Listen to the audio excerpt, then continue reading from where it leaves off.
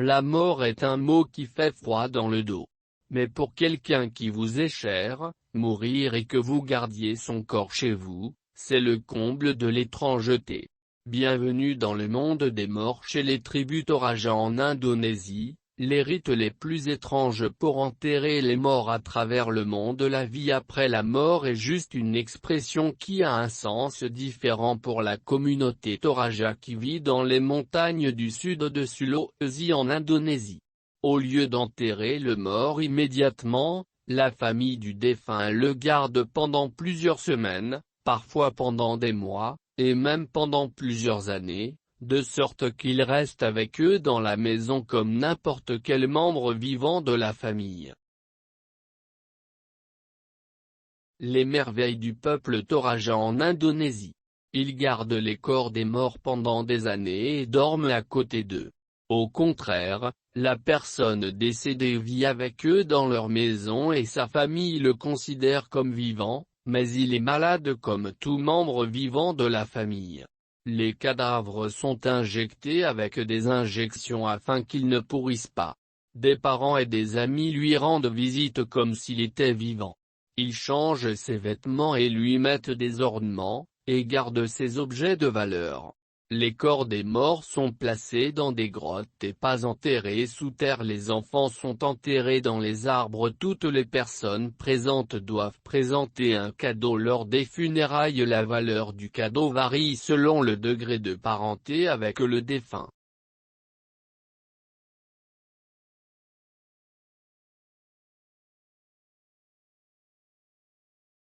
La question est, quel est le secret de cette croyance qui se transmet de génération en génération? Les gens du Toraja croient que les gens ne meurent pas vraiment, mais que leurs âmes restent présentes, ce qui les oblige à garder les corps pendant des mois, car ils vivent avec eux côte à côte, et le cadavre reste à l'intérieur de la maison avec la famille. Ils dorment, mangent et boivent à côté d'elle, et parfois ils parlent au défunt, croyant qu'il est malade pendant 1 an ou 5 ou 10 ans, jusqu'à ce que la famille décide après tout ce temps qu'il est mort et qu'il doit être transféré dans la grotte familiale. Le premier jour, des cadeaux sont apportés à la famille du défunt lorsqu'ils se rendent dans leur maison, et le plus important de ces cadeaux est de la fumée. Le deuxième jour de la cérémonie d'inhumation du défunt, le combat de buffles, où la famille du défunt apporte un certain nombre de buffles pour la lutte, et le troisième jour, la famille, les proches et tous les habitants des villages voisins et de différents pays, et les buffles sont abattus, mais de manière héritée avec une certaine violence. Le quatrième jour de l'adieu du mort, une photo est prise des enfants et petits-enfants avec le défunt, et ils se mettent à pleurer et à gémir comme s'il était mort il y a 1 heure, même si cela faisait peut-être plusieurs années depuis sa mort, et ce jour-là, la cérémonie d'inhumation se déroule au milieu des cris et des gémissements, et tout le monde est enduit debout et debout lors du transport du défunt au cimetière à l'intérieur de l'une des grottes désignées pour l'inhumation.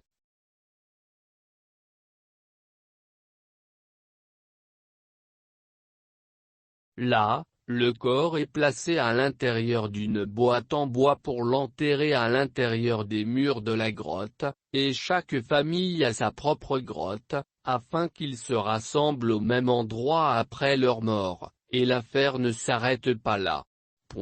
Mais chaque année à partir du mois d'août, les corps des défunts sont exhumés chaque année lors d'une tradition appelée la fête. Nettoyer les corps et les transporter vers les lieux où ils sont morts, et remplacer les corps usés et vieux linceuls et cercueils avec de nouveaux, en plus de baigner les morts avec de l'eau pour se rafraîchir, de les habiller de nouveaux vêtements et de les préparer à apparaître dans les meilleures conditions. Toraja. Les Toraja sont un groupe ethnique indonésien qui habite principalement les régions montagneuses du nord de la province de Sulawesi du Sud. Leur population s'élève à 650 000 personnes, dont 450 000 vivent toujours dans le Kabupaten de Tanah Toraja, le pays des Toraja 1. La plus grande partie de la population est chrétienne, le reste étant musulman ou adepte de la religion traditionnelle, improprement qualifiée d'animisme, appelé Aluk Lavoie. Le gouvernement indonésien a reconnu ces croyances animistes sous le nom d'Aluk Tudolo, la voix des anciens. Les Toraja sont renommés pour leurs rites funéraires élaborés, leurs sites funéraires taillés dans les falaises rocheuses, leurs maisons traditionnelles massives aux toits en pointe connues sous le nom de Tong Konan, et leurs sculptures sur bois coloré. Les rites funéraires Toraja sont d'importants événements sociaux, qui durent plusieurs jours et auxquels assistent en général des centaines de personnes.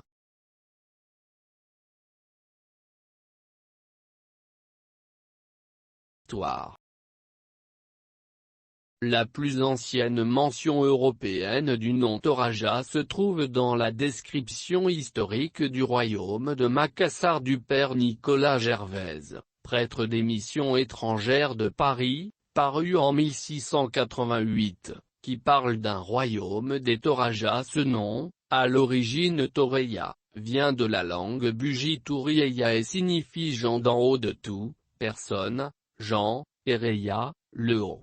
C'est en effet par ce terme que les Bugis des basses terres appelaient ceux des hautes terres.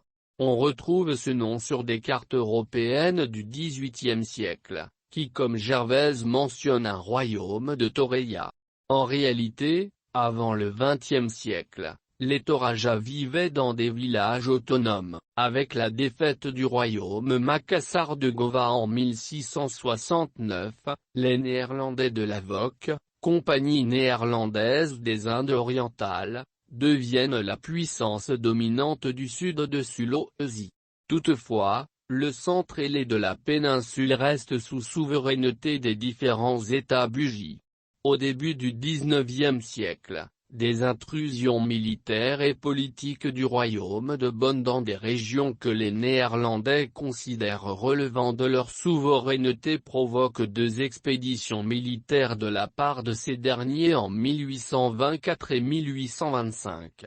Cette guerre de Bonn se termine avec la prise de contrôle de la presque totalité de la péninsule. Le royaume Buji de l'UOU considérait que cette région, les Hautes-Terres, relevait de sa souveraineté. Toutefois, à la fin du XIXe siècle, les Néerlandais commencent à s'intéresser à cette région, dont les habitants ne sont pas islamisés et qu'ils perçoivent donc comme des terres d'évangélisation potentielles. Dans les années 1920, l'Alliance missionnaire réformée, The Reformed Missionary Alliance, de l'Église réformée néerlandaise entreprend un travail de mission, aidé par le gouvernement colonial néerlandais. Outre l'introduction du christianisme, les Néerlandais abolissent l'esclavage et créent des impôts dans le pays. On tira une ligne autour de la région de Sadan, en l'appelant Tanah Toraja, la terre des Toraja. En 1946, les Pays-Bas accordèrent au Tanah Toraja une regentschap, un territoire administratif propre, et il fut reconnu en 1957 comme l'un des Kabupaten de l'Indonésie. Les premiers missionnaires néerlandais rencontrèrent une forte opposition de la part des Toraja, particulièrement de la part de l'élite, car l'abolition de leur fructueux commerce des esclaves les avait irrités. Quelques Toraja furent déplacés de force par les Néerlandais, qui les réinstallèrent sur les basses terres, où ils étaient plus faciles à contrôler.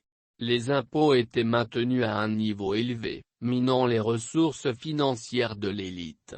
Au bout du compte, l'influence néerlandaise ne vint pas à bout de la culture Toraja, et seuls quelques Toraja furent convertis.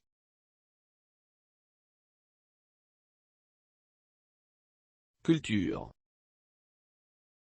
Le nom Toraja, nous l'avons vu, est un exonyme utilisé par les Bugis.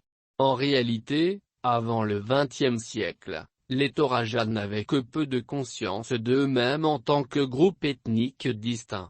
Avant la colonisation par les Pays-Bas et la christianisation, ils vivaient dans les hautes terres et s'identifiaient à leur village, et n'avaient pas le sentiment d'appartenir à une communauté plus large. Bien que des liens entre les villages des hautes terres se soient créés à l'occasion des rituels, il existait des variations dans les dialectes, des différences de hiérarchie sociale, et une palette de pratiques rituelles dans la région des hautes terres du Sulawesi. La présence des missionnaires néerlandais dans les hautes terres a fait prendre conscience d'une identité ethnique Toraja par différenciation avec leurs voisins Bugis. Le développement du tourisme a accentué cette différenciation. La province de Sulawesi du Sud comprend 3 groupes ethniques principaux, les Bugis, dans le centre et sur la côte orientale de la péninsule, les Makassar, sur la bande côtière occidentale, et les Toraja, dans les hautes terres du Nord. Sur le plan des croyances, on trouve des similitudes dans les mythes des origines des 2 populations, à savoir que leurs ancêtres, soit sont descendus du monde supérieur, soit sont montés depuis le monde inférieur pour mettre de l'ordre sur terre. Toutefois, un autre mythe Toraja raconte que leurs ancêtres sont venus d'au-delà des mers pour venir s'installer dans leur terre actuelle en remontant la rivière Sadan, ou Sadan. Ce deuxième récit traduit peut-être une certaine réalité concernant l'origine des classes dominantes, non seulement Toraja mais aussi Bugis, Makassar et Mandar.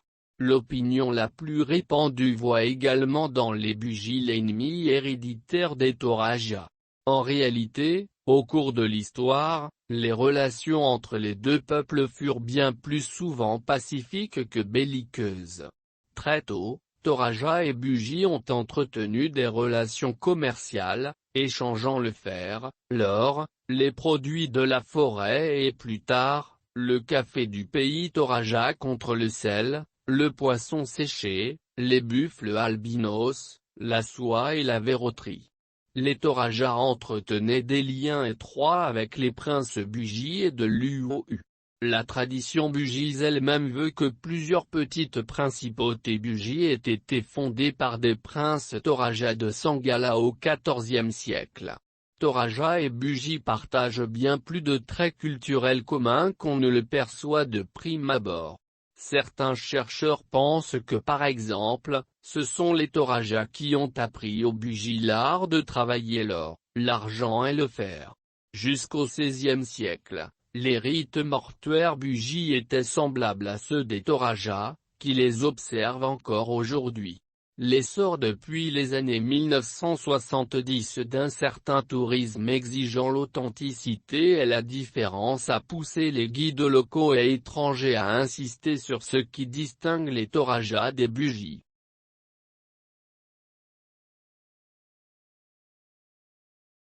Religion. Aujourd'hui, près d'un Toraja sur 2 est chrétien. Les autres sont soit musulmans, soit adeptes de la religion traditionnelle, Aluk, qui est encore très vivante. Le gouvernement reconnaît désormais cette religion traditionnelle sous le nom d'Aluk Tudolo, la voie des ancêtres, isolés dans leurs montagnes. Les Toraja sont longtemps restés à l'écart des grands courants d'échanges maritimes et commerciaux qui ont permis la diffusion de l'islam dans l'archipel indonésien. À la fin du XIXe siècle, les Hollandais s'inquiètent de plus en plus de la diffusion de l'islam dans le sud de Célèbes, notamment parmi les Bugis et les Makassar. Ils voient dans les populations des hautes terres des chrétiens potentiels. Dans les années 1920, l'Alliance missionnaire réformée de l'Église réformée hollandaise entreprend un travail missionnaire avec le soutien du gouvernement colonial. Les rites funéraires. Chez les Toraja, les rites funéraires sont très importants. L'enterrement officiel peut avoir lieu longtemps après la mort. Tant que la cérémonie funéraire n'a pas eu lieu, la personne est considérée comme malade, Tumazaki en langue toraja. La caractéristique unique est l'enterrement dans des tombes creusées dans des falaises, avec des balcons où sont posées des poupées à l'effigie des défunts. Chaque caveau, fermé par un système de verrouillage secret, abrite les membres d'une même famille.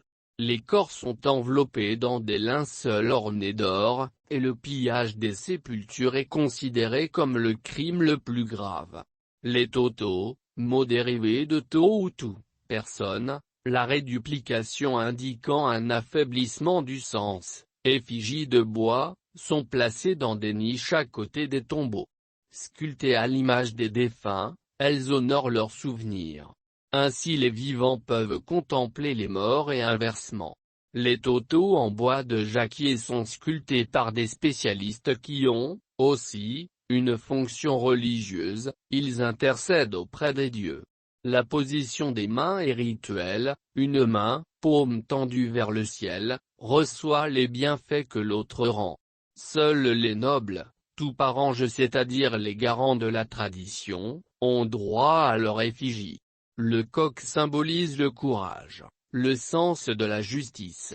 Les combats de coq organisés lors des funérailles sont des témoignages de la grandeur d'âme du défunt.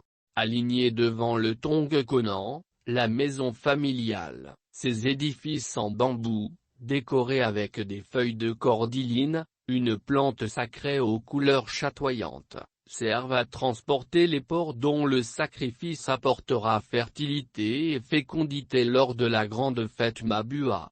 Qu'ils servent au sacrifice, à la nourriture ou qu'ils nettoient les allées en mangeant les ordures, le porc joue un rôle essentiel. Les festivités s'étendent sur 2 ans. Elles sont offertes par de riches familles qui, parfois, s'associent. Les fêtes réunissent souvent jusqu'à plusieurs milliers de personnes. Les rituels mortuaires donnent lieu à de nombreux sacrifices de buffles d'eau, précédés par des combats de ces animaux. Le premier buffle immolé est toujours à l'ouest de la maison, la gorge tranchée par un violent coup de parent, sorte de machette. Celui-ci va tomber et agoniser en quelques secondes. Des enfants se précipitent pour recueillir son sang dans des tubes de bambou. Les Toraja croient que les buffles accompagnent le défunt au pays des morts. Pour l'aider à tenir son rang dans l'au-delà, on en immole le plus grand nombre. C'est là un signe de prestige. L'enterrement a parfois lieu des années après la mort. La mise au tombeau constitue un moment important du rituel. Le cortège funèbre s'arrête sur le chemin de la sépulture, les femmes et les enfants retournent au village car ils ne sont pas admis à escorter le mort jusqu'à son tombeau, aménagé dans une grotte. Enveloppée dans un linceul rouge et or, la dépouille est hissée le long d'un échafaudage, tandis que l'on ouvre la porte du caveau de la famille. Les rites funéraires sont essentiels pour se concilier les faveurs des défunts, notamment pour obtenir d'eux une influence bénéfique sur l'agriculture. Chez les Toraja, quand le tambour résonne, un feu s'éteint, quelqu'un se meurt. Comment les vivants l'aideront-ils à réussir sa mort et sa survie dans l'au-delà? Deviendra-t-il lui-même un dieu ou un ancêtre bienfaisant?